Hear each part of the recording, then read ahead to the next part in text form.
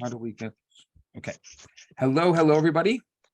Welcome. It's very special to be here and to be such a beautiful group and a large group to be together. I do feel like we're all in the same room. I love to see a lot of your videos and your faces because for me, I connect to a human being, not just to a computer screen. I don't like talking to myself. And so I want to also thank all of those of you who supported tonight's event. And for those of you who did, we had a little half an hour meet and greet, and it was a pleasure spending time with you. And I want to also let you know that the power is in your hands. You can actually, if you would like, you can sponsor one of these events. You can decide a topic and we will cover it and make it possible. And you can even open it up to others.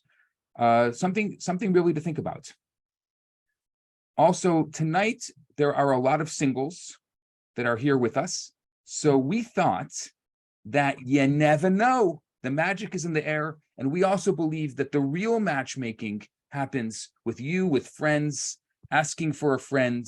So if you would like, you can go to your name here on Zoom and either put an A in front of your name, that means that you're available, or an NA, that means you're not available. If you're not, if a person says NA there, please don't reach out to them because they just want to be here to learn. And we want people here who want to learn. And if they just, please respect those wishes. But if a person says A, next to it, you can put your name. You can also put, let's say, your age range that you're looking for, and maybe the religious orientation, or maybe your favorite value. And so we're just asking that if someone does put an A in front of their name and their age range and favorite value, please honor that. And please honor them and be courteous and kind. And you never know, there's magic in the air. So take a minute and do that. I see a lot of you are already doing that. So thank you for that. And you never know. Also, if you haven't made a profile yet, you can make a profile on jmatchmaking.com. It's one of our parent sites. And if you use marketing code Rabbi's Gift, my gift to you, it's free, completely free. And there's thousands of singles on there. And we have wonderful matchmakers that are going to help you find your match. Tonight, I'll put that in the chat. Oh, thank you for that. Tonight, you're welcome to private message us your questions. We have a lot of questions that came in before tonight's event, and we're going to use those as well. But you can private message us. So if we get a private message, either Aleeza or myself, we will say the question without saying a name. We're hoping later that we'll have time for people to unmute and we'll have an interactive part of this. But I think it's really important for your questions to be answered. So we're going to have an open Q&A later for the first half an hour or so of our talk tonight. Aleeza and I are going to have a discussion. And then afterwards, we're going to open it to your questions. So please just start submitting questions anonymously or publicly, and we're going to try to focus on all of those.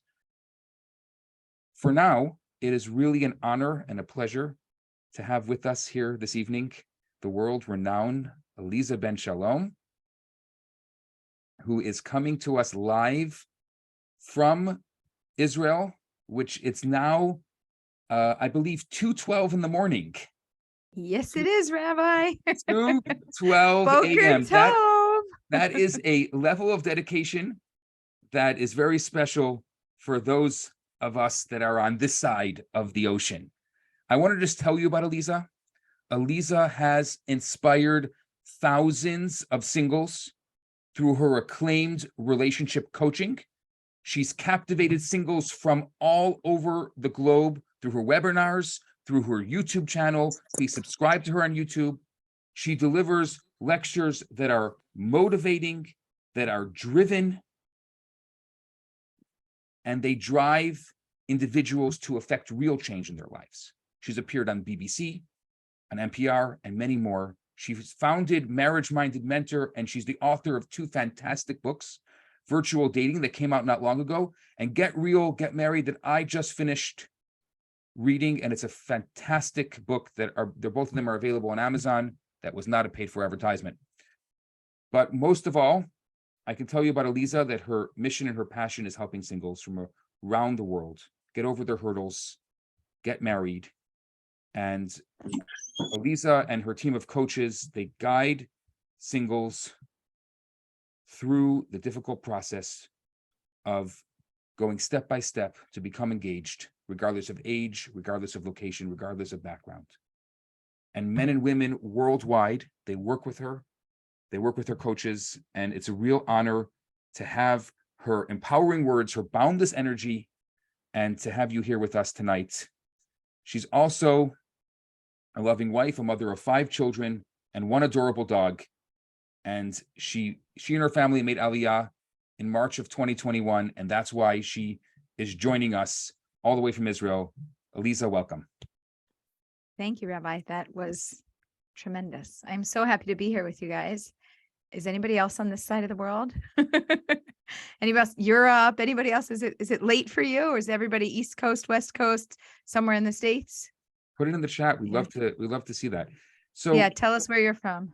So I want to bring up something here for you, Aleeza, and I want to get your feel for it. So in the beginning of tonight's talk, we sent this out, and I would love to have a feel for.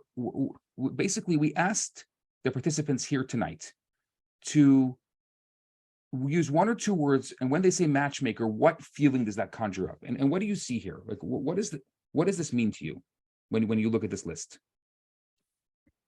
For me, I see there's positive and negative. There's, like pluses and minuses. So we have, love and marriage and helpful and selfless and bride and groom. Like, it's like, yes, that's exactly what I want. And then I look at it and I'm like, yeah, it's a mixed bag. It's old fashioned, superficial, makes me a little nervous, a lot of pressure.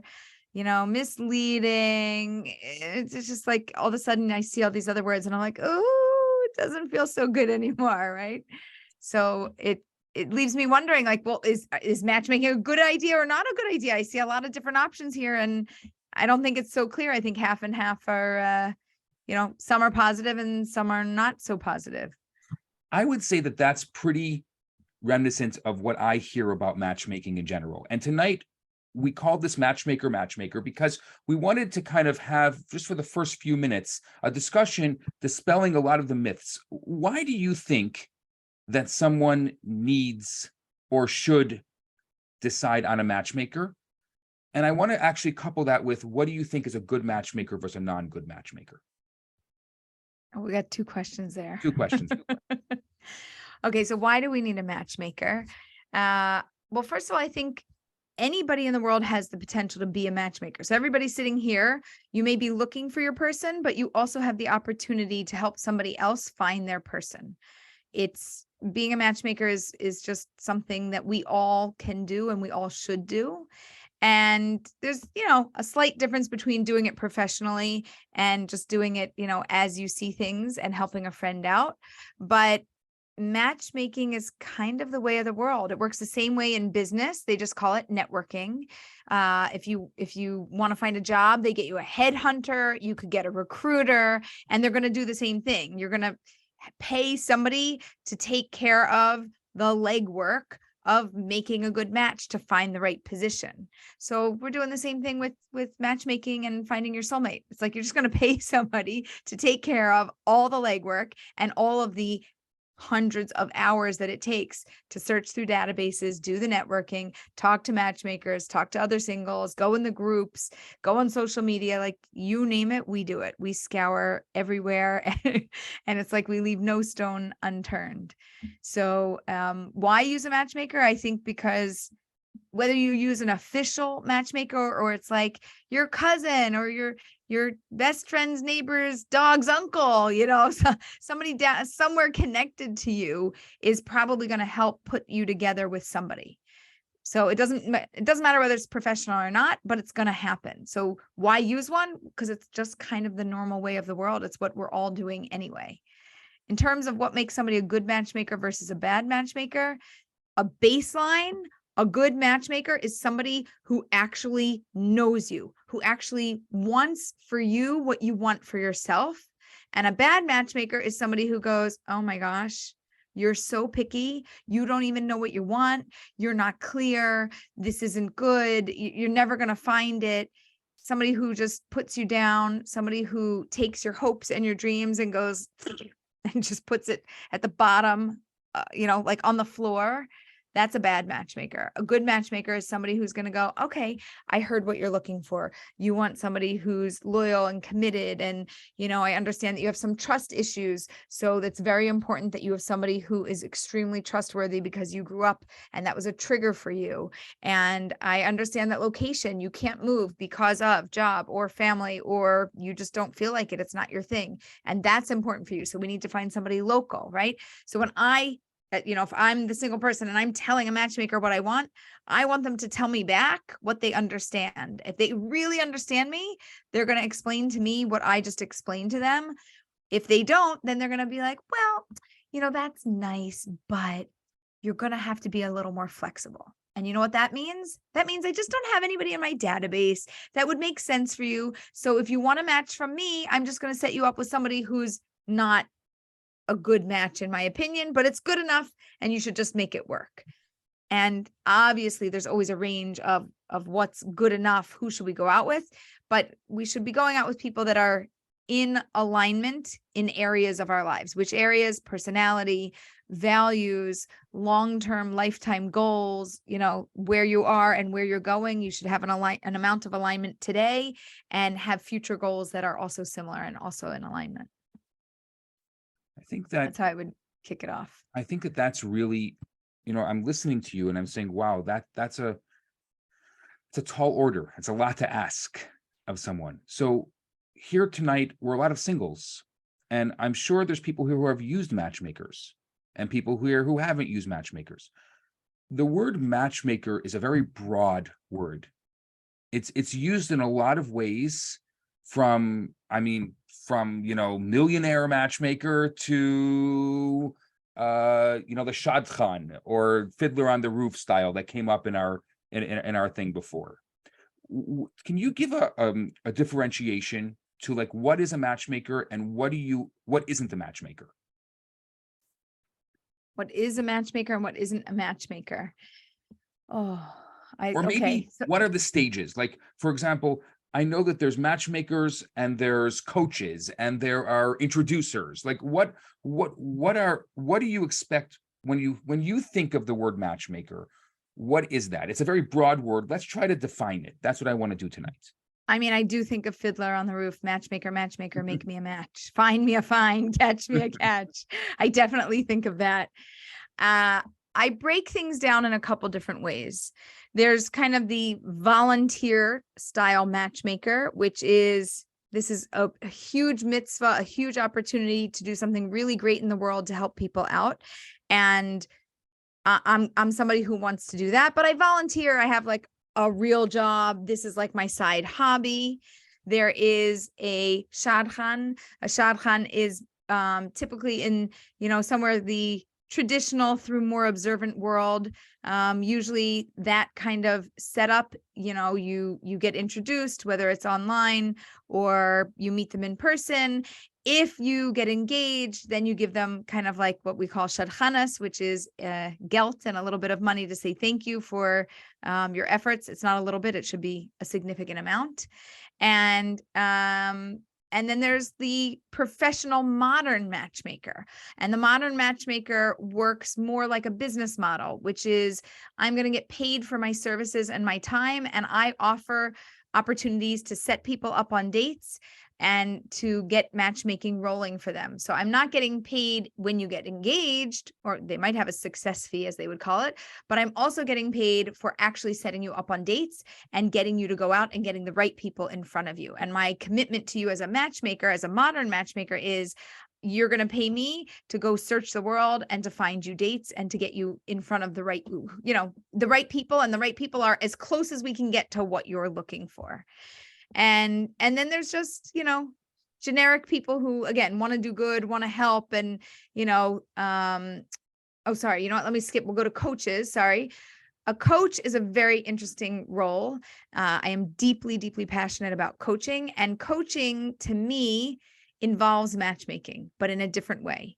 So there's 3 parts to matchmaking. There's the matchmaker in fact. In fact, the person that says Joe should go out with Sarah, yay, get together. They go out. Okay. There's the matchmaker in act that walks the couple through it. Oh, you went out on a date. You're not so sure you want to go out again. You think you want to go out again. You really do like her. Okay. We're going to try again. Okay. We're not. We're going to break it off.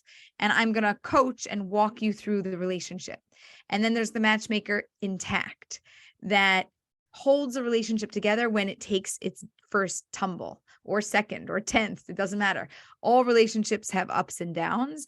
And when it hits a low, the matchmaker intact, or the coach, that's there, holds a relationship intact and helps bring it back up and helps a couple get through the communication challenges and get over their differences. So to me, setting two people up is one tiny part of the process. And many matchmakers have sent me in a coaching role their clients and said, please talk to them. I don't know. They're about to break up and I think it's a mistake. Or please talk to them. They're about to get engaged and I think it's a mistake. There's something going on here and we need your support. And so, is the matchmaker only the person that set you up, or is the matchmaker the one that held your hand through the process? Well, this match wouldn't have gotten to the chuppah unless somebody actually supported them through those steps to get there. And so now there's more than one matchmaker. There's the person that set you up. There's the person that got you through the match. And there's that person that helped you when you had your down and picked you back up. So sometimes there's actually 3 matchmakers.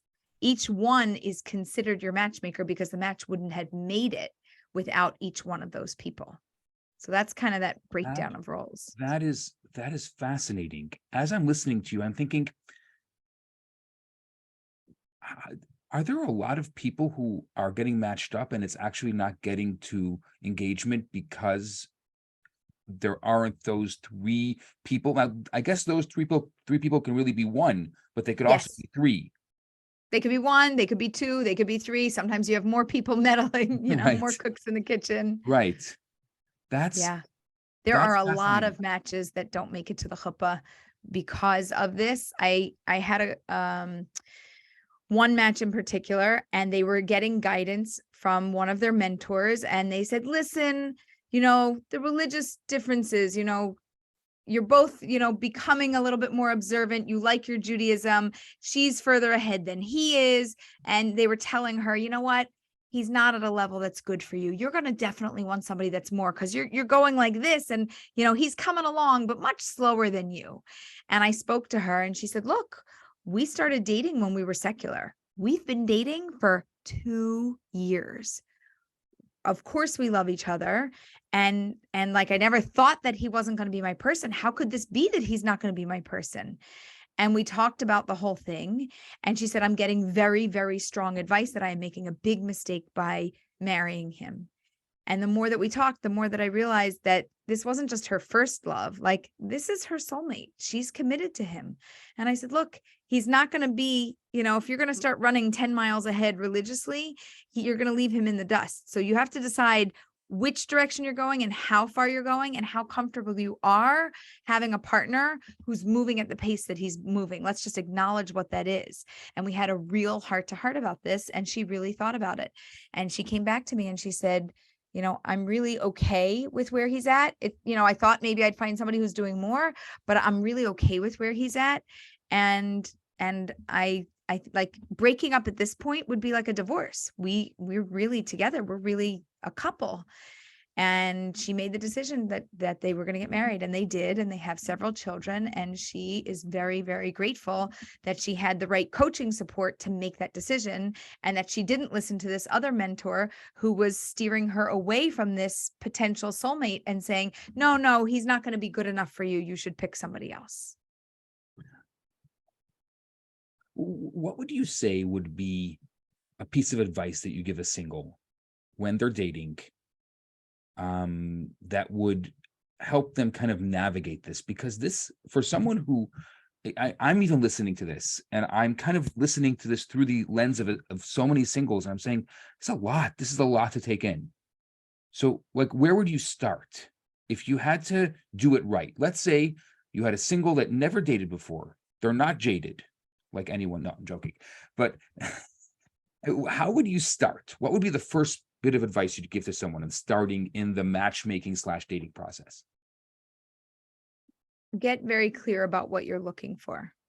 Everybody tells you to make a list. Some people say, make a list of your top 10 and then narrow it down to your top 3 because you're going to only get those. I am not a fan of that.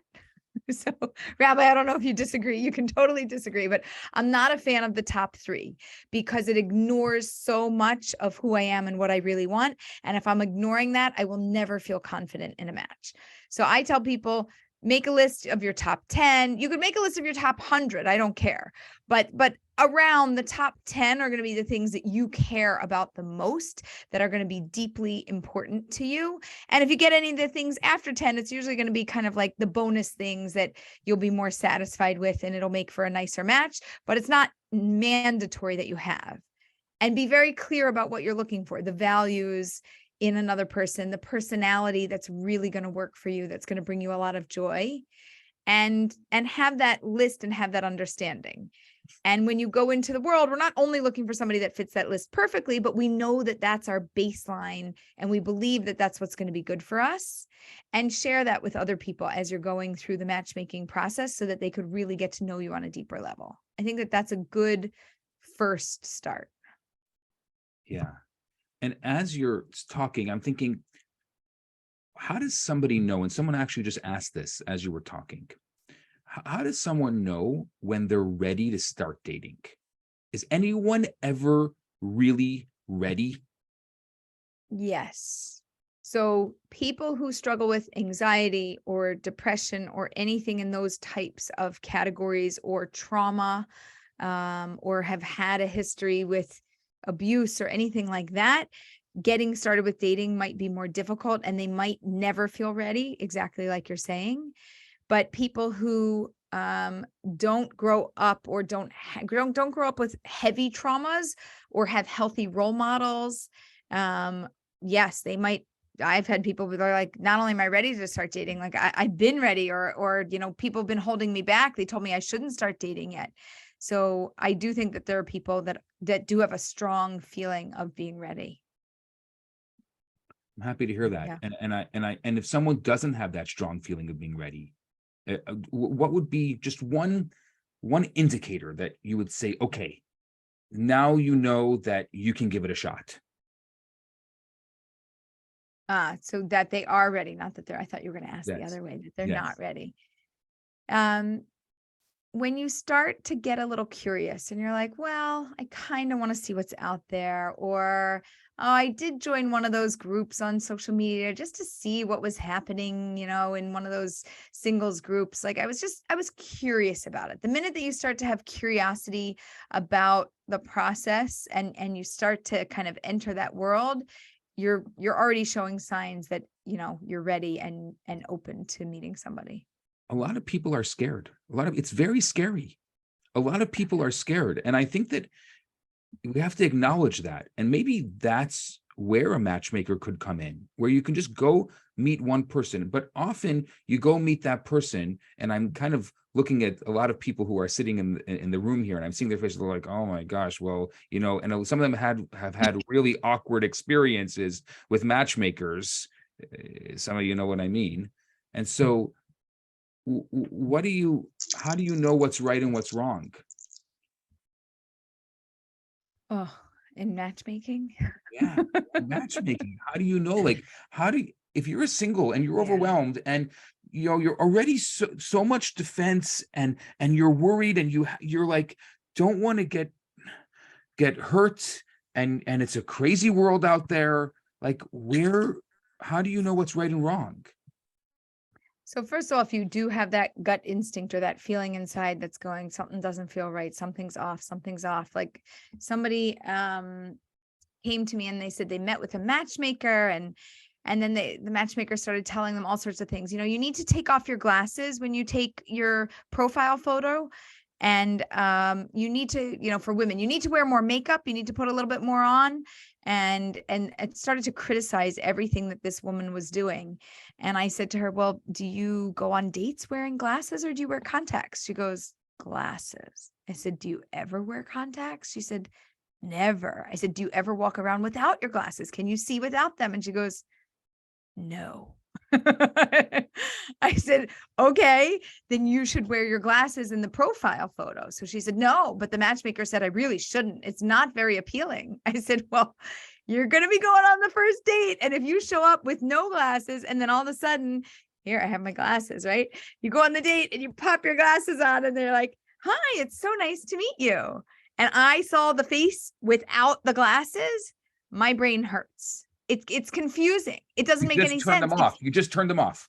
Completely. Yes. And it's like, it's almost like you lied to me.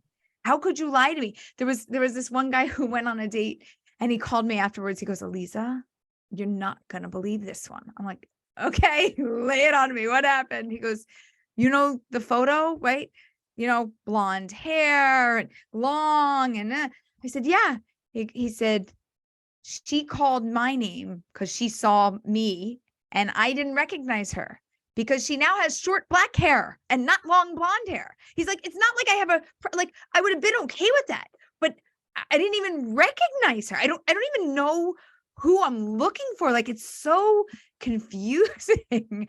I said, yes, you have to look like yourself in your photo. Also, do not go and take photos when you're at a fancy event, a wedding, a bar mitzvah, something like amazing. And you're like all done up and you're in your fancy suit. And this, if you're not coming to a date in a suit, do not make that your main profile photo. Your main profile photo should look exactly like you look. And if you have a matchmaker or anybody else telling you that you shouldn't look like you should look, if that's how you normally look and that's exactly how you'd show up on a date, then you should dress like that. You know, for women, if you're going to put your hair up and you're going to come to a date with your hair up, okay, your profile can look like that. If it's going to be down, you should have a profile with it down. That's normal. And men, the other thing, just men in general, I just saw, it was terrible. I just saw a profile photo. His face was sour. It was like almost a frown. His arms were crossed in front of him. And just the way his shirt was, it almost looked like, you know, like prison stripes. And he had this horrible look. And I wrote to the person who was posting about this person. And I said, you can't do this. You must say to him, and this is, I'm not telling him there's something wrong with you. There's something that's wrong with the photo. The photo is not appealing. It makes it look like you're in jail, not like you're looking for a soulmate. And unless you're looking for your soulmate to be spending time with you in jail, I think you should choose a different photo. Do you have anything else? And if you don't smile for photos in general, I think you don't smile in life. And I think you're not a happy human, which makes me not want to have anything to do with you. So I would just encourage you to try a different photo. I'm going to give you, one more example. I'm getting a bunch of messages here of people I think I dated him. All these people say they resonate with it so much. Okay. How about this? Have you seen the profile photo where the smile is like this? No teeth, but it's like, you know, they're like on purpose smiling with no teeth.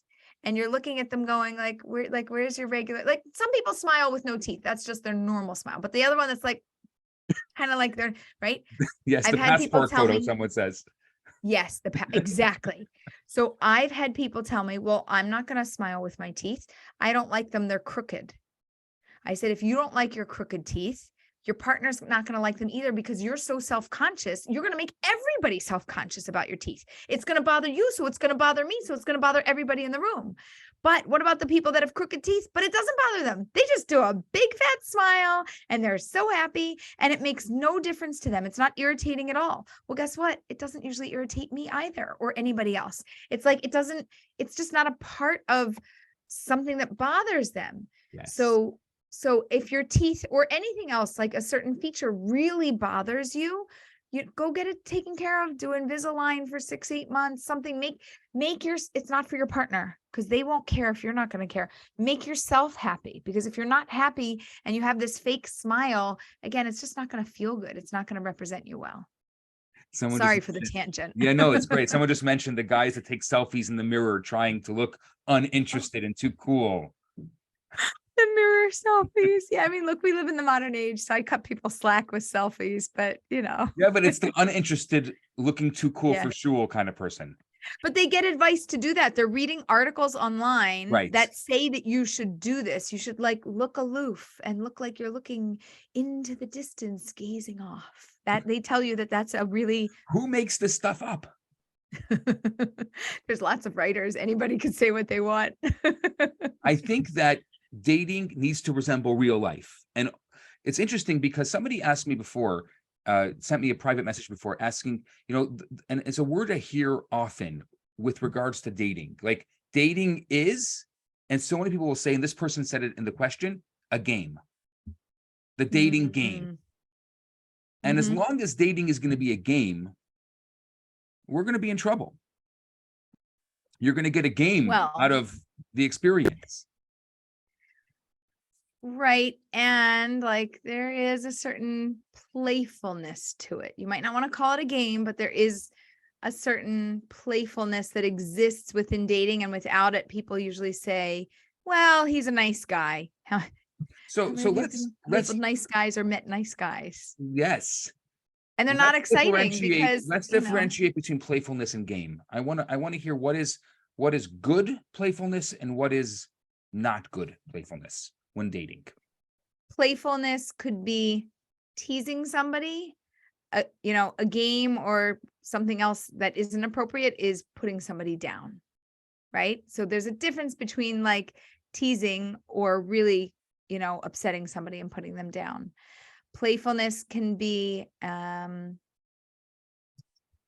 little bit flirty, and a game is like I look at you and I look away for 3 seconds, 3, 2, 1, right? And then I look back and I'm like literally counting and calculating exactly what I should be doing and how I should be doing it.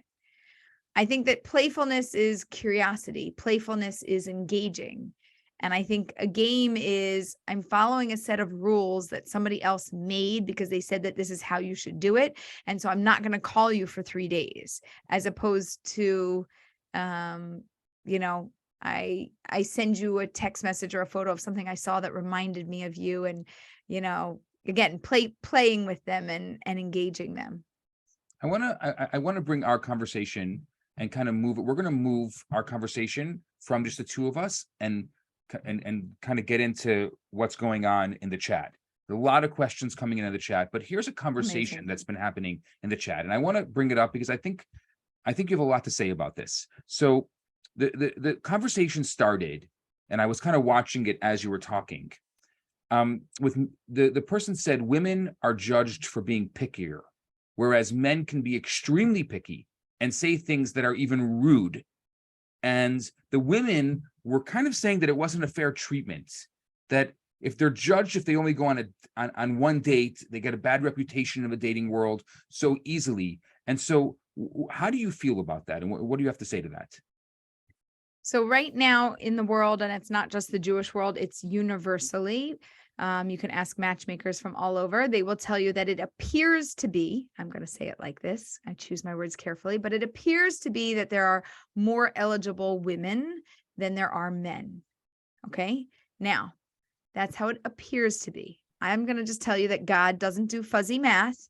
And I'm pretty sure God set up the world that everybody has their soulmate and that this all works out. But right now, today, it appears to be that there's more available women than men. Years ago, the reverse was true. There were more eligible men than women. And as soon as an eligible woman popped up, the men ran and somebody was running to grab her. And so when we're talking about, picky and preferences and all of these things, today, because of the appearance of there being more women, people are saying, well, you don't have so many options. You have far fewer options. So why are you going to be so particular, and why are you going to be so picky? And you really can't afford that. And so that's the conversation that's happening. Is it appropriate? No. Is it accurate? Again, God doesn't do fuzzy math. That's the only answer that I have. I'm pretty sure that God put the world together in the way exactly that it should be.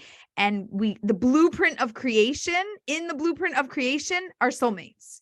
So it's not like, because somebody asked this, do we come into this world and like, oh, well, maybe I just don't have a soulmate, fuzzy math. There's not enough, number wise. So like, I'm just left out of the equation. No, It just doesn't work that way. It's just not how the world works.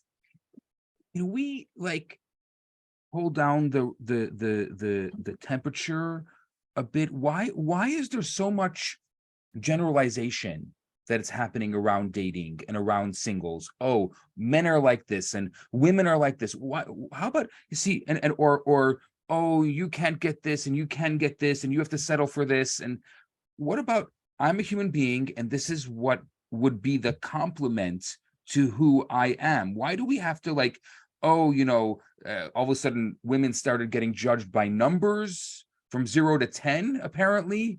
Like, what happens? Oh, that's popular. That's a new social media trend, but they're doing it with men also. If you go on YouTube, you will see all sorts of things that are happening with these judgments, and it's very trendy. It picks up. It's in the news. It's not helping anyone get into a serious relationship. News. Fake it's news. Fake. It's fake. News. So why, instead of generalizing, instead of talking about these things in general terms, which I hear so often, why can't we just start talking about, this is me, this is who I am, and this is what I can bring to a relationship, and this is who I'm looking for. I'm just looking for the other half of me. Like, that whole business of, oh, better, worse, that's, well, I probably can't even be in a relationship with that person that I think that I may be possibly wanting to look for. So who can I be in a relationship with? Right. Who's there and who fits me, and where am I going to find them, and who do I have to network with, and how should I best go about this process? Yeah. It's a much more useful way to think about it, and it's a much more helpful way to think about it. I think part of the generalization is trying to make sense of the world and put pieces of the puzzle together. And I think it's a natural tendency that we have as humans to, that study where they have a fence, right? And you see the dog, you're on one side of the fence and the dog is on the other side of the fence, and the dog runs behind the fence. Okay. Now, what do you see? Slice of dog, slice of dog, slice of dog, slice of dog, right? What does your brain see? Your brain sees that whole dog running through. It doesn't imagine that there's only a head and then a tail and then a head and then a tail, right? We don't see bits and pieces. We understand and know, and we put the pieces of the puzzle together. There's a dog that's behind there, and as he runs behind the fence, I see part, and part's hidden and part appears. So I think that we're doing the same thing with these generalizations. We're trying to put the pieces of the puzzle together and make sense of what's happening in our world, because there is so much happening. And also our world today is so sped up. There's so much new stuff happening, and it's happening so rapidly, and it's changing so quickly. And what I knew yesterday, totally outdated. And by the way, this morning is different than tonight. Status update, there's been this whole shift. The world mentally is shifting very quickly, and we're trying to keep up with it. And it's hard. It's really hard to make sense of it all. Yeah. I'm going to start going into some of so there's a lot of questions coming in. We want to try to get to all of them. So we'll try to rapid fire. There's probably about 40 questions already. And anyone who has more questions, please send them our way. We're going to try to get to them all tonight. You ready? Oh, if rapid fire, Rabbi. Okay, let's go. Let's go rapid fire. A minute, a question. Let's try this. Okay, why do some men get involved with someone, date them for 3 months, and then say they are not ready to commit? That happened to me, and I was totally blindsided. We agreed we were exclusive, and then he even said he loved me. I wish some men were more honest with themselves so they don't lead a woman on and hurt them. Okay. Usually, you might not like this answer. It's not on purpose. Okay. So first of all, they think they're ready to date, so they begin dating. Now, men and women, and throw the generalizations out. People don't always think through the process. It depends on what personality type you are. Okay. So if you're me, I'm the researcher. I'm going to find everything out that I need to know before I even step one foot in, because I want to know everything I need to know. I want to imagine how I might feel. I want to think about what I might think. And I go through the whole process as if before I even ever have done the process. So the first time I actually do the process, it doesn't even feel like the first time, because I've already done it. In my brain, I already went through it maybe 47 times, right? There are other people that go in, a little bit more free, a little bit more spontaneous, a little bit more learning in the moment. And so they go in fresh and new with new eyes. Yeah, I think I could do this dating thing. They get into it. They feel something. It feels good. They share what they feel in that moment because they are very present with you in that moment. And then all of a sudden they have a new moment. And in the new moment, just like they felt love, now they feel scared. And all of a sudden, feeling scared means, I guess if I'm scared, I got to get out because I felt love, but now I feel scared and now I feel confused and now I don't know what to do. And instead of making a decision of let's continue and I'll figure it out, they figure quickest way to solve my problem is I'll get out. And I'm too confused to handle it. And I've got too much going on. And by the way, work's busy and family's crazy. And so I just need a break. And it happens very, I want to say organically, very naturally, and without intention. Nobody's looking to hurt anybody. They just didn't figure it out. And the truth is, it might not be the right decision to break up. That's not clarity to me, by the way, unless they really do have clarity and there really is an issue that they came up with. But sometimes they're not. They just decided that the process was too much and too complicated and too hard. So they bailed. Yeah. This is one that's coming in so many different ways, and I'm kind of coupling it together. Okay. And I know that you are an expert on this because you just wrote a book called Virtual Dating. How do you handle long distance relationships? Patience. If you do not have patience, do not do long distance dating. Number one. Number two, you must make it a priority to see each other. So virtual dating was literally about virtual dating, meaning lockdown. I might not see you for 3 months. How are we going to do dating? We're not in lockdown anymore, although things come up, but you need to commit to seeing this other person approximately every 2 to 3 weeks. That means I fly to you or you fly to me and we talk on the phone and we do video dates. And by video dates, I do not mean that you're driving. By video dates, I do not mean that you're multitasking. By video dates, I mean, let me give you like a little tour of my space. And here's a few of my favorite things. Like I love to write with colored markers and colored pens. And I got these fabulous colored pens. And I like things like this so much that I also bought, these. And then I have my magic, notebook that I can write in. And then these are erasable, or I can use my special, thing, right? And like, let me show you a little bit about my world to tell you about who I am. Like date me virtually, date me from a distance, but don't just schmooze with me. Don't just hang with me. Actually be engaged in being with me in this moment. So if I'm actually dating you virtually and I'm actually seeing you every 2 to 3 weeks, which is ideal. Sometimes it can't be 2 to 3 weeks. Sometimes it has to be 4. When it's longer than a month and I haven't seen you, it's too long. It's too hard. I don't care if your life and their life and it's complicated. It also slows down the momentum of the relationship to a point where we are crawling, and you're not going to be able to get to where you want to get to unless we're moving at a faster pace. So if you can commit to those things, you should do it. And if you say, but I don't have enough money to fly, so don't date long distance, but I don't have enough time to do phone calls and the virtual things. I can't handle it. I don't like technology. I don't like talking on the phone. I don't like video calls. Don't do it. Just date local. That's really great. Okay.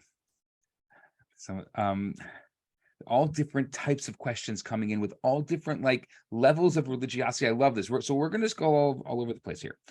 What do you do if you have a sort of bad shadchan, bad matchmaker pressuring you? How do you break up with them without being rude? Because you don't want the fear of rumors or judgment or it to come back to you, but they're really not helping you. Yeah, it's rough. Right. So sometimes we just have to say, I'm not available right now. Like, thank you so much for your support. I just want to let you know, give you an update. I'm not available right now, but if and when that changes, I'll let you know. I'm not available doesn't mean you're not dating. I'm not available means I'm not available. What you really mean is I'm not available to you. Anybody else in the world I'm fine with, but you, my friend, are not from me. So we're not going to say that because that's rude. And you don't want to lie if you're not dating somebody and say, oh, I'm dating somebody. So by saying I'm not available, we just totally neutralize it. You could always just ghost them and disappear and say nothing, but you risk having a bad name and a bad reputation. Not available is my favorite line. That's my go-to. And if you say it, I just know, I'm not a good fit for you. Okay. It's okay. It's okay. They It don't know doesn't that. mean- I know that because I made it up, but they don't know that. They just think you're not available. But by the way, it doesn't mean you're a bad matchmaker. You're just bad matchmaker for me. That's okay. No problem with that. Yeah. And somebody just wrote in about like being conflict avoidant and all of that. So you could say something to a matchmaker, but I'm going to tell you the risk that you run. So if you just say, listen, I just want to let you know that the way that you handled this or this, I'm very disappointed and I don't like what you're doing. And therefore I don't want to work with you and this relationship won't work for me anymore. So you'll probably get a bad name and you'll probably be blacklisted in some places. So you sort of have to protect yourself, and it's less about being conflict avoidant and it's more about being smart about how you handle a relationship, because if they're treating you this way, right, and they think that they are liking you and trying to help you, imagine what they're going to do when they're not your friend anymore because of what you just said. So this is really more about protecting yourself from somebody who doesn't know how to speak appropriately about situations and to other people. Yeah. And it happens. Look, there's in every single industry, there's great people and there's less great people.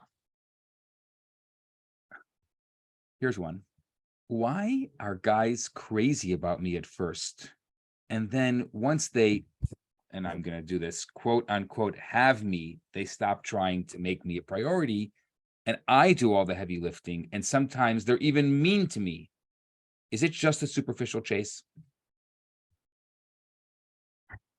Okay, so I don't know if have me means that they just think that I'm committed to them, or if have me means that I was physically intimate with them in a significant way. So if they think they have you and they enjoy the chase, then you're not playing the game. You're not being playful enough with them, and it's no longer entertaining. If you're talking about physical intimacy and you took things pretty far, like I got what I wanted and I just decided, I'm good. I can move on now. Like it wasn't what I really wanted. And I just like got bored of it and moved on. Physical intimacy really changes things very rapidly and quickly. And I don't know if somebody really likes you if they don't know you. And if you advance things very quickly, physically, then I don't know if they like the outside of you or if they like the inside of you or if they like both. So I'm always in favor of, delaying physical intimacy and taking things far until we know that somebody really likes the inside. I have what I call a 5-date challenge. The 5-date challenge says, there's a lot of things about it, but I challenge you to not touch them for the first 5 dates. And if they still want to date you after that, you have a human being that actually likes who you are.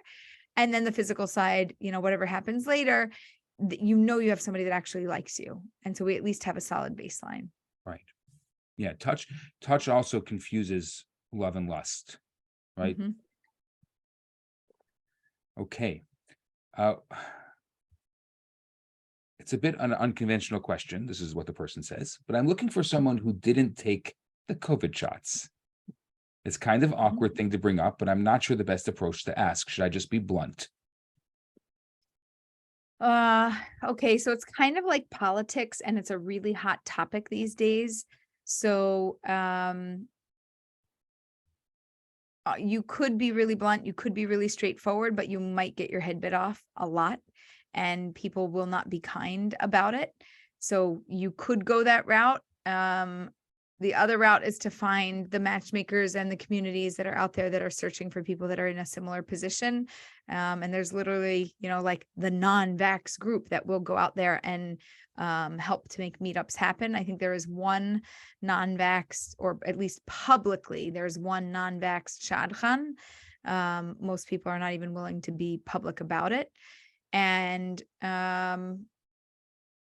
some people, I'll tell you what some people do. They use the words like, I'm holistic minded, I'm health conscious. They give clues and symbols that they feel a certain way. And they're looking for somebody who's also health conscious, and health minded, holistic oriented. You could use, natural medicine. Like you could use all sorts of different types of language to describe what actually does work for you. I don't have like the right answer. I'm giving you a few different alternative ideas and ways of going about it. My biggest issue is that I don't want anybody to really come at you. And this world is not very safe. I've heard crazy things like people are telling people, blood is on your hands. If you don't get it, it's blood is on your hands because you're going to kill somebody. And it's meshugana. So I would like that I just want to live in a world where everyone is allowed to make their own choices and people have to be able to accept that. I don't have to agree with you to accept you. Correct. That's the world that I want to live in. Yep. Okay, here's another one. How do you handle a matchmaker that said attraction is not important? Never talk to them again. It's a lie. And It's if a they lie. married somebody that if they married somebody that they're not attracted to, they are just telling you, I didn't get it. So you can live miserably just like me too. That's it. I don't even have any. You can move to the next question. I have nothing else to say. Do not go to them. Do not pass go. Do not collect $200. And do not use that matchmaker. Okay, what does ambivalence tell you? Does that mean the person has commitment issues? No, it means they probably don't like you as much as they want to like you, and they're trying to like you more than they actually like you, and it's bothering them, but they're just going to tell you they're neutral because they don't really want to tell you what bothers them about you. They're like, I don't want to tell you that I don't like your nose, or I don't want to tell you that I don't like your views, or I don't want to tell you that I don't like your family, but there's something that's bothering me about you. And so I don't know. I'm not sure how I feel about this because I'm trying not to tell you all these things that are stuck in my head. Yeah.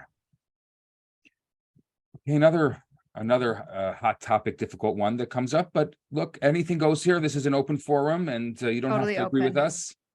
Do you have any suggestions for how to give feedback to matchmakers when they send matches whose political views are not compatible with yours? I know it's a tricky topic.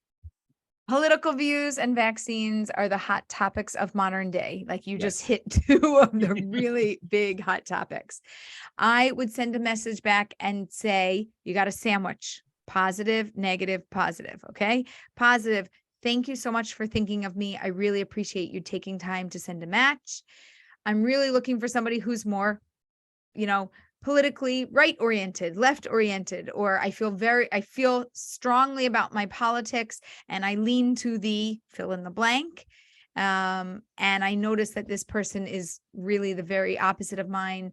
Although this looks like a really nice match, for that reason, it's hard for me. I'm not going to be able to say yes.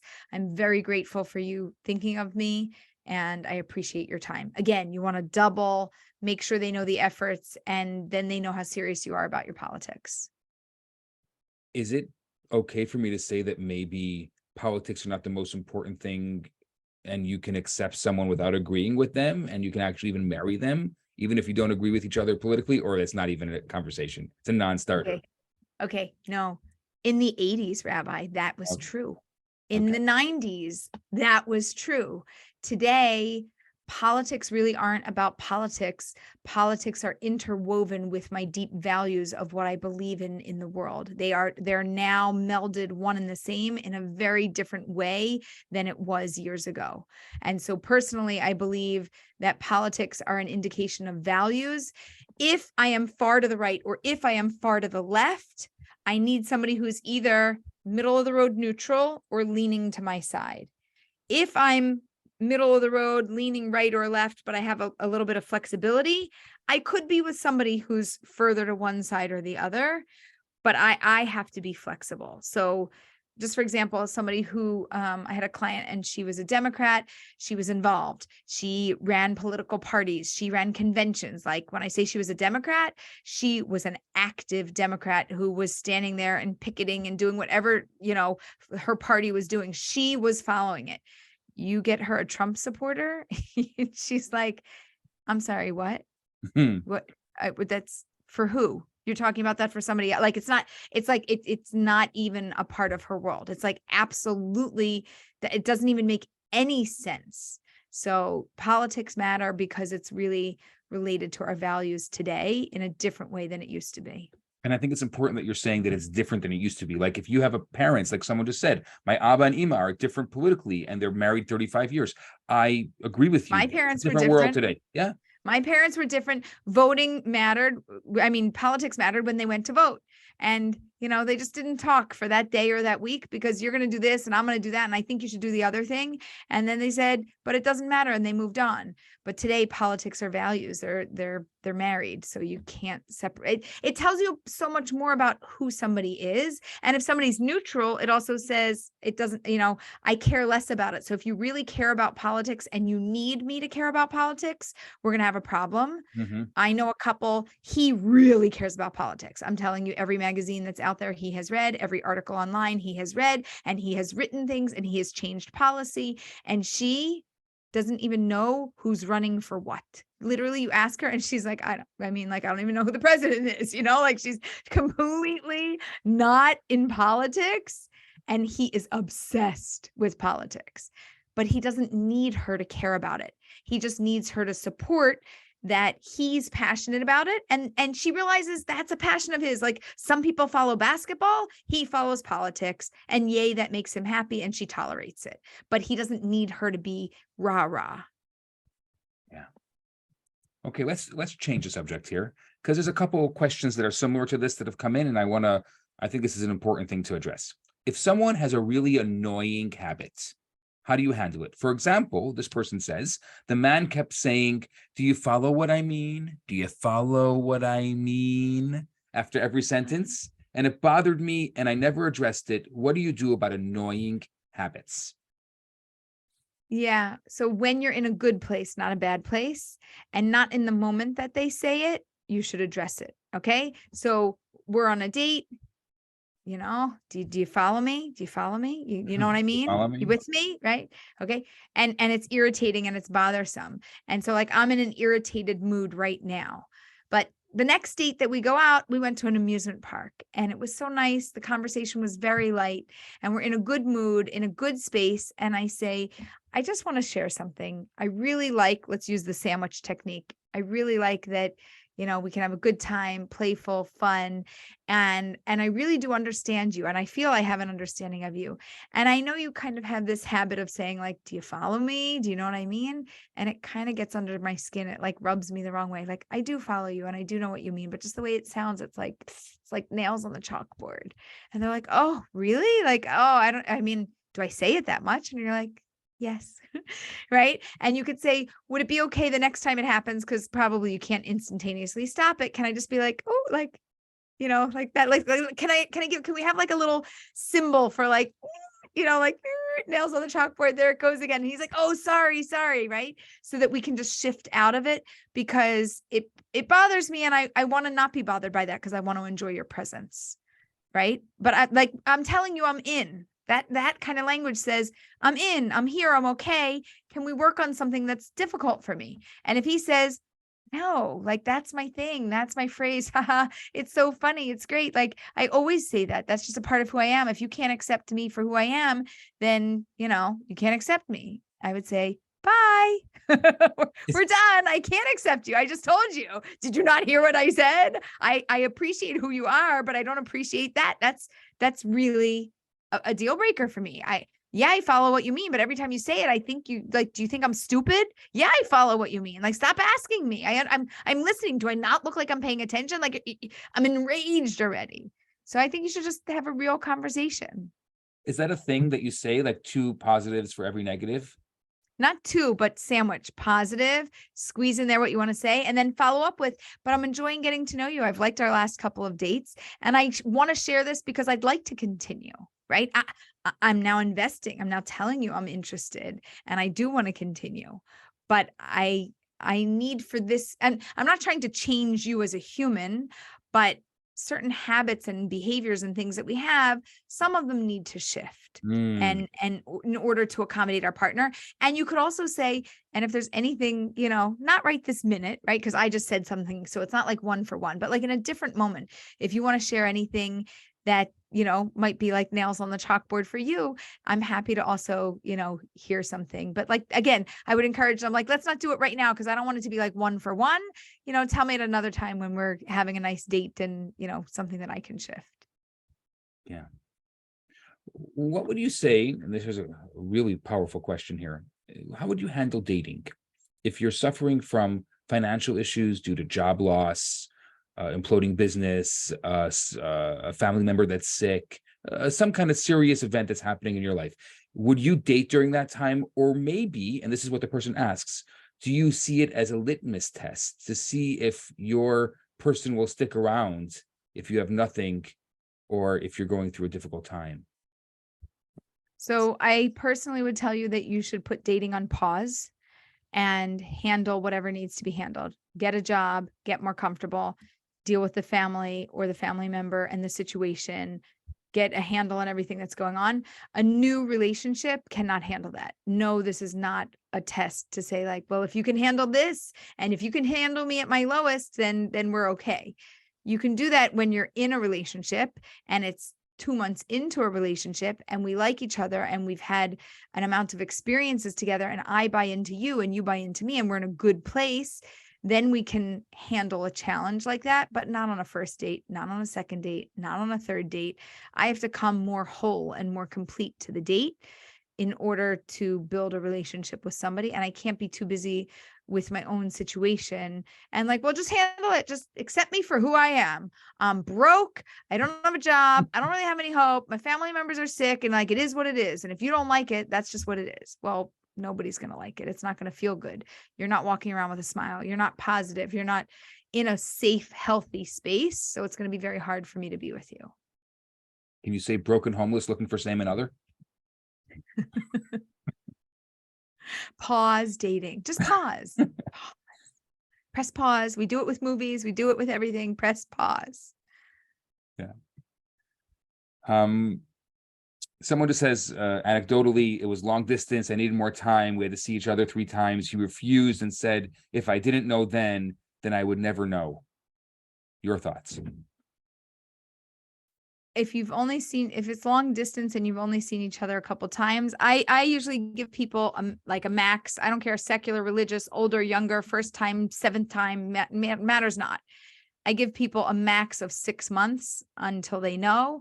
One side is always ahead of the other and you can never judge the timeline. And we don't know who's going to be faster and who's going to be slower. But if somebody needs more time and they're saying, I'm into you, I like you, I just don't know if I want to marry you yet, I need a little more time, then I would give them that time. Is it going to be a waste of time? Are they going to break up with you? Yes, they might break up with you. Is it a waste of time? Absolutely not. It's never a waste of time. It is an investment in trying to see if it's the right one. It's amazing. Can you please review red flags? Like, for example, this person says, he didn't like that I laughed out loud. Red flags. I mean, if you laughed out loud when he said that he lost a sibling, that would be inappropriate. But if you laughed out loud because something was funny, I don't understand. So red flags. I've had clients tell me that they went out on a date and I'm just going to give you the real story. The guy was drinking on every date and then, drinking and then smoking and then sometimes showing up and his eyes were a little red and she wasn't sure what he was drinking or smoking. And she's like, he said, no, he only does this, like Shabbos and, like just to relax after work. And I said, no, that's called an addict. If he's not even coming to a date sober, we have a problem. She's like, no, but I grew up with an alcoholic. He's not as bad as, what my father was. And I said, right. He's not as bad as your father was, but there's a situation that's going on. So that would be a red flag. Again, people putting you down, telling you everything that's wrong with you and how you can fix it. People not taking ownership for situations, somebody blaming you for everything, blaming you for the timing, being late, what happened, and just somebody who can't admit or won't take responsibility for something, majorly big red flag. narcissist where the whole world revolves around them, everything has to do with them, problematic. This person says, for example, they were in the restaurant, and when she laughed, he said, "Oh my gosh, that was too loud. You were drawing too much he was attention." feeling embarrassed. He was feeling Okay. embarrassed. He was feeling embarrassed. So maybe the volume level for him was, he has a sensitivity to others, and he was feeling like, oh my gosh, everybody's going to be looking at me. Now, is it because he's on a date and he doesn't, he wants to be more private, more confidential? That could be, he wants to keep this a little bit like more intimate, more quiet, more closed, even though they're in a public place. Right. So maybe the restaurant was the wrong place. So it had nothing to do with nothing. It was a circumstantial issue. It could be, it could be that she always has a loud laugh, and it could be that she's a loud type of talker and laugher and person, and that's going to be too much for him and he can't handle it. That's also possible. Yeah. This person asks, how do you tackle writing your list? What help guide towards narrowing the top 10? Again, this is something that I think you spoke about a little earlier, but about how I love this. Yeah. Love this. Okay. Go to the store and buy yourself the 3x5 or 4x6 cards, the good old days when people actually use them. And first of all, just do a brain dump on a piece of paper of everything that you think that you might want. And if you're like, Aleeza, I don't even know where to start, Google values, traits, personality in other people. What are things that somebody should look for, or the top 500 things. You can literally find lists of 500 things and go through them and write everything down on a piece of paper. Okay. And then take your little cards, your 3x5 card, and start to put similar things on one card and cross them off your list. Knowledgeable, intelligent, smart, sharp, right? Okay. They throw them all on the same card. Joyful, happy, laughs easily and often, pleasant to be around, easygoing, flexible. Okay. Throw that on another card. So now you're going to have cards. How many are you going to have? I don't know. Maybe you'll have 10, maybe you'll have 20, but you've grouped all of these words together, and then come up with a title, one word that represents that whole group. Okay. So maybe you want to say knowledgeable represents intelligent and bright and witty and sharp and on the ball. Okay. So we're going to use the word knowledgeable. We don't need the dictionary definition of knowledgeable for like your list. That's your definition. Your definition are all those words on the back of the card. And then you have all these cards, and then you can organize them and go, well, which one's more important? Knowledgeable or joyful? Oh, okay. I think joy is more important. Okay. So that's going to be 1, 2, and you start to list them out. That's my clustering technique, and I like it. It's amazing. That's a great, you should try it. That's a great technique. Thank you. Wow. It's a really nice little nugget, a nice pearl of wisdom. Aleeza, do you do one-on-one meetings with people? How do we get in touch? I do. Can we send everybody who was here a link that they can sure take a look at and see? That would be great. And you also, Rabbi does one-on-one meetings. Okay. We'll send you his link too. We have both of ours are right there. That was the link that I just sent out on the chat. Absolutely. Okay. What is the best response? Oh, my link isn't there though. My link isn't active. So we'll yours is not active. Okay. So it's gonna say contact me because it's not. It's fine. Okay. What is the best response to people who ask me why I've never been married? They assume I'm pathological.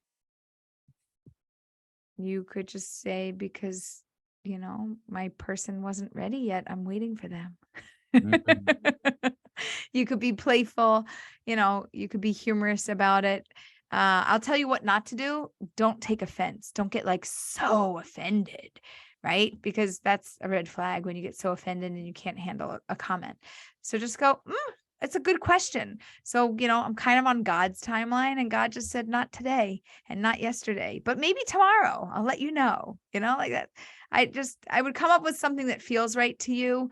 You could say, because you weren't ready yet. Are you my person? The book, the children's book, Are You My Mother? I want to write a book, Rabbi. I want to call it, Are You My Other? Are You My Other? Exactly. It's on my to-do list. Maybe we'll write it together. Yeah. That's a great title. Yeah. That's a great title. Wow. Somebody wrote in, if I knew, I wouldn't be single. Exactly. If I knew, I wouldn't be. Duh, I don't know. It's a good question. Do you have any ideas? Yeah, it's a really, really good question. There's so many. Let's just try to go through all these because we're really coming. We're coming tight over here, and I would love to unmute some people as well and bring them up on the stage. Do you think Great. it's fair for someone who's an older single and never married to be perceived as something wrong with them? I mean, it's a very similar question, but I see several successful women, and it doesn't look like there's something wrong with them. So first of all, it's timing. Second of all, is there something wrong? Well, there could be something wrong. What types of things could be wrong? A person could have had trauma, male or female. I've seen that a lot of people who have had trauma in their past, whether it's that their parents got divorced or they had unhealthy or unhappy role models for marriage, it's problematic. So, is there something wrong? No, there's not necessarily something wrong, but there might be something that's holding them back. There might be something that's preventing them from moving ahead or from having a hesitancy towards this. Modern day, most people have not seen many healthy or happy marriages. So they're like, well, I mean, 50% divorce rate, and how many of the other 50% who are married are actually happy? Not so many. So like, I don't know, unless I find the perfect situation, I'm not doing this. I'm pretty good on my own. People, there's a lot of things that are going on. So is there something wrong? There's something not right, and they haven't met their person, and maybe their person really isn't ready. I've seen that also. I've had some people waiting, and they're like, Aleeza, what's going on? Like, I'm ready. And I'm like, actually, you are. And you've done everything that I said. Like, I made you a nice long list of things to do. And that just means that your person isn't ready yet. And what you need to do, instead of praying to meet your person, pray that your person should meet their person, which is you. Like, just pray for them that things should be in a good spot and that they should be ready. That's fantastic. Lisa, this is going to be you're going to love this question. And I don't know if you can answer it on the spot, but I think it's something that I would love as homework for you that you can follow up on. Aleeza, this person asks, do you have a crafted message to say to friends when you want them to keep you in mind if they think of someone single? Something useful and specific, perhaps. Sometimes friends ask, what's your type? And I have nothing to write or tell them. What a great question. Okay, so this is serious business, okay? You need to come up with your hook, okay? That's what you're asking. What is my hook? What is my soulmate summary? How do I summarize in one quick sentence what I am looking for? I will tell you, do not tell them anything normal. Do not tell them a regular detail. Tell them something really different. Like not nice and kind? What do you mean? You shouldn't write Everybody wants nice and somebody kind. nice and kind and a mensch and good looking and financially stable and healthy and has a good relationship with their family and has a good job and is flexible and easygoing and warm and engaging. And do you not want somebody wonderful? We all want somebody wonderful. But if you're going to be memorable and I'm going to think about you. So I'm trying to think of examples from clients. So one woman, she described everything she was looking for. We talked about it. And at the end of it, I said, listen, you should really look for she was American. And I said, you should really look for a British guy. And she said, why? I said, because all the values and the things that you're talking about, it's not really like a very American thing. It's a little bit more of a British thing. I'm getting like a vibe that you need to look for a British guy. So I said, when you go meet with matchmakers, besides telling them or friends or whomever, like, look, I'm looking for all the normal things. And you could list out that, but be like, but do you know any British guys? She's like, Aleeza, seriously? That's what you want me to say to them? I said, yeah, just to say, because now if you say to me, do you know any British guys? You know, the only thing that I think about and remember about you, she wanted one of those she wanted a British guy. Oh, do I know anybody? And it's very specific. So I could search the database in my head and think of 5 British guys that I know, and I could see if even one of them might be appropriate for her. It was unique. It was different, and it was extremely specific. So if there's a certain country like, I speak Spanish, if you could find me a Latin American, hola, I am so in, gracias, I'd really appreciate it, okay? That means something, and that's memorable. And I want all the normal things also, but we want something memorable. We want you to say something memorable. If you want somebody who is stable and reliable and consistent, right? You know that vibe. Go ask somebody for an engineer. I want an engineer. Ask them for an accountant. Okay. You want somebody who's just run of the mill, and tell them definitely not an entrepreneur. You do not want one of them. Okay. They're all over the place. Daytime, nighttime, they don't know the difference. I had another guy who said, I really want, like, if she has a job or if she wants to do something, yes, I understand. But like, I really want like a woman who wants to be home, who wants to raise the family. I was raised by my mother. I love my mother. It's such a beautiful experience. And I want somebody just like that. I said, good. Go to the matchmaker or your friends and tell them you want a woman who is a morning person. He said, what? I said, ask them for a morning person. Morning people, mommies, are like, they're with it. There's like something to them. You want a morning person. He's like, that's really what I'm going to ask for? Like, of all the things that I could ask for? I said, yes. Won't you know, she goes to bed at 9 o'clock and he married a morning person. She wakes up at 6 every day, happily, with a big fat smile on her face, not exhausted, right? So we have to come up with one hook, something unique to describe what you're looking for that's not like anything else. And that's definitely sticky. Memorable means that it's sticky. It means it's not what I'm used to hearing. It's amazing. This is amazing advice. Okay, here's another one. Should one relocate at the expense of leaving family, work, etc., in the hopes of finding a spouse? No, only if you want to move. Okay. So I had a woman and she said, I need to go to school somewhere. It's really important to me. And I'm moving. Actually, she was like I don't know, she was in the States or Canada, and she went to like the most remote part of Canada. I don't even know where, Rabbi, but she was somewhere way out in the boondocks. She's like, there's not even a Chabad here. There's nothing. There's me and one other Jew that I know of, and that's it. I said, okay. She said, but what am I going to do? I really want to meet somebody. I said, well, do you have to do this program? She said, yes, it's very important. And I need to be here for 2 years. And I want to be here. I'm very excited about it, but I don't want to hold up meeting my person. I said, great. Well, then you're going to have to go online and you're going to have to do things differently, because clearly it's not going to happen in person. And that's what she did. And that's how she met somebody, but she wanted to move. If you tell me that you have family, friends, jobs, stability, and everything is good where you are living, do not move. Do not. You have your entire stable network and you feel good and you're happy there. You just haven't met your person.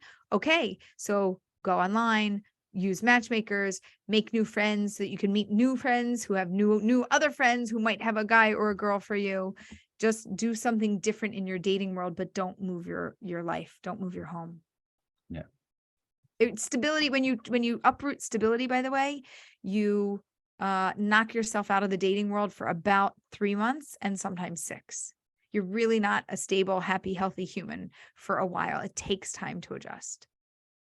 It's a very good point. And it's a very important point. Okay, here's one that's going to shake things up a bit. What are your thoughts about women lying about their age? Because men want their own age, want someone much younger, women lying about their age. Okay, well, I'm just going to throw this in there. Men lie about their age also. So what do I think about men and women lying about their age? I think it's normal. Unfortunately, modern day, it is normal. It's like the speed limit is 35. How fast do you go? If you go less than 47, they honk.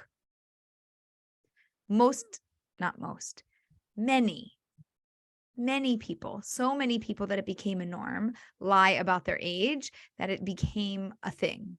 So in the olden days, 30 years ago, 40 years ago, I would have said, wow, bad character trait. Modern day, people are being told by matchmakers or community leaders or other people, mentors of theirs, you should lie about your age. And guess what happens? People forget about the age. They meet, there's a connection, and then they choose to get married. Is it a problem? Yes, it's a problem. Is it the right thing to do? Probably it's not the right thing to do. Is it working? Yes. Are people getting married? Yes. How much should you lie about your age? Aha, you did not ask that question. I will tell you what people are doing, though. People are lying about their age up to about 5 years. And it's very funny. I've had for men who are lying about their age, usually they start lying in their 40s. It's usually when they are they're 45 or older, they will just start to tell me that they're about 43, maybe 44, it depends. And as soon as they say, like, oh, I'm 44, or they throw the half in there, 44 and a half, something, they make something up. I'm like, oh, okay. So you're like 49 and a half. And they're like, no. And I was like, oh, well, or they'll tell me, no, I won't tell you my age. Like, I'm in my mid 40s. I said, okay, 49 and a half. Like, no, I'm really only 47 and a half. And I was like, okay, 48 and a half. Got it. Like, no. I'm like, if you want to shoot me a picture of your driver's license and your passport, I'd like double, confirmation here. Other than that, I'm not really going to believe it. I'm really going to mark you down at about, in my brain, 48 and a half to 49 and a half. And they're like, why would you do that? I said, because you're not going to tell me your age, because you said mid 40s, which means late 40s. So men, women, everybody's doing it. It's just women start to do it in their between 35 to 40, and men do it between 45 to 50, mostly. Wow. I mean, older than that, it happens too, but that's where it starts. I need to ask this. I need to push back a little bit on this. But what if one of your core values is honesty? Yeah, that shit won't work, will it? Yeah. It's not going to work. If honesty, it's a big deal. Yeah. But I know people who she was, 39, and she said she was 36. And when he put in the search range in the, on the dating site, he only put a max of 36. So she showed up. Wow. And they got married. Wow. Okay. I guess honesty wasn't one of his core values, but yeah, if honesty, truthfulness, and following things to the letter of the law, that won't be the partner for you. Yeah. Again, I want to be very clear. I'm not saying this is right.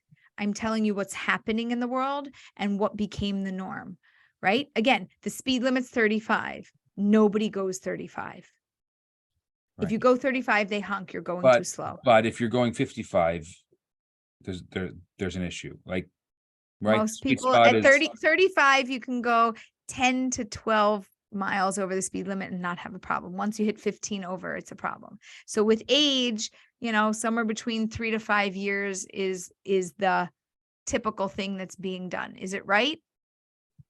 It's what's being done. I'm not making I'm not making a judgment call. I'm just telling you what is happening in the world. Will it bother people? Yes. Will it mess up some matches? Yes. Will it help other people get married? Also, yes. This has been absolutely amazing. I feel like I don't want to go too, I don't want to, we can go on for hours. There's just so many questions coming in, but I have really good news for everybody who hung out until now. And that is that I'm going to share a little link with you. And a lot of the questions that you asked that were not answered are going to be featured on our new podcast. We have a new podcast that's coming out. It's coming out this week, correct?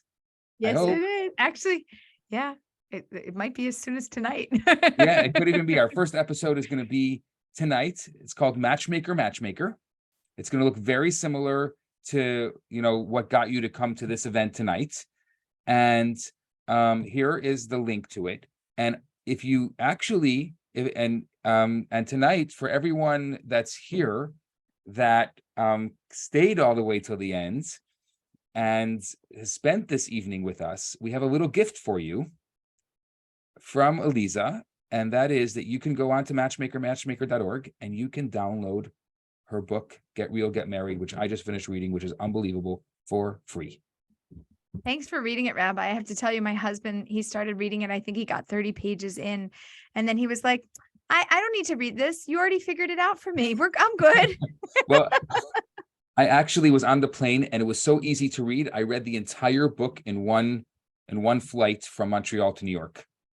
That's fabulous. That's how easy it is to read. So I really, and so it's right there. I just shared the link with everybody here, and you can just go on there and you can download the book, and it's yours. And we love to hear what you think about it, and we love to hear your questions. And then you can also sign up to to find out when our new episodes are going to be coming out. And we're just going to be answering. It's literally going to be a question and answer. So we're going to try to answer a question every single episode.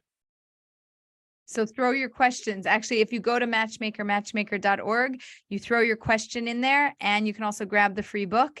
That way we have your real questions, because we're only taking real questions. We're not making them up. Yes. And we're going to be very happy to answer them for you. Yeah, this is really amazing. Aleeza, this has been unbelievable. I cannot believe, if I understand correctly, it is 3:30 in the morning for you. 3:33, Rabbi. Yes, it is. Okay, it's 3:33 in the morning for you in Israel. This is unbelievable. I feel bad to even keep you any further than this. I can't believe that you're actually still smiling and you're awake. You're unbelievable. Unbelievable. Thank you. And Thank you for having me. while we just finish up here, I would love if people can put in the chat a nugget that you're taking tonight. Something. Oh, I that love you took this. tonight. What's your golden nugget of wisdom? What's- Everybody, what- I should have said it at the beginning. I always say this, Rabbi, like you have to have one takeaway, one thing One. that you're like, it was worthwhile to be here just for that. If I don't remember anything after I go to sleep tonight, this one thing is going to stick with me. Yeah. What is your golden nugget? I want to read some here. So please put it in the chat. And I love to hear your golden nugget. Someone just said that I'm normal. Though I want to tell you, the only time I ever saw normal was on the washing machine. Be truthful to who you are and where you're holding. Oh, I love that. Have your elevator pitch of what you're looking for. This person says, lower unrealistic standards. Oh, thank you very much. Patience with long distance relationships. That was great. Yes. Yep. Have a memorable hook. The hook. The hook. The hook. Yes.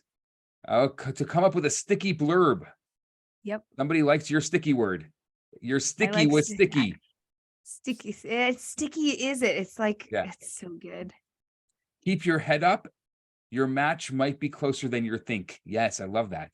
So true. So true. Elisa confirmed to me that I didn't make mistakes in mate choice. No regrets. Oh, that's the best when you have clarity and you feel that. Clarity. Amazing.